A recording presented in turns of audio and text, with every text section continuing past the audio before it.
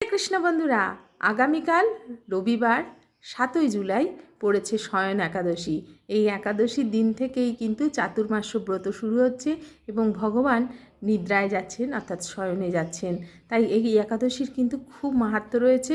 তোমরা অবশ্যই 8 থেকে 80 সকলেই একাদশী ব্রত পালন করবে, কারণ ওই দিন পঞ্চশস্যে পাপ বিরাজ করে। তাই পঞ্চশস্য গ্রহণ করতে নেই। আর একাদশীর আগের দিন এবং পরের দিন অবশ্যই নিরামিষ আহার গ্রহণ করবে। আর একাদশীর দিন অধিক হরিনাম জপ, তুলসীতলায় জলদান, গীতা পাঠ বা শ্রবণ অবশ্যই করবে। আর পারণ পড়েছে পরদিন, অর্থাৎ সোমবার 4:55 থেকে 9:26 মধ্যে। তোমরা কিন্তু পারণ করবে আর একাদশী মাহাত্ম্য পাঠ অবশ্যই শ্রবণ করবে, না হলে কিন্তু একাদশীর ফল বৃথা। তাই অবশ্যই নিয়ম মেনে একাদশী ব্রত পালন করো, কারণ এটি সর্বশ্রেষ্ঠ ব্রত যেটা বলা হয়েছে।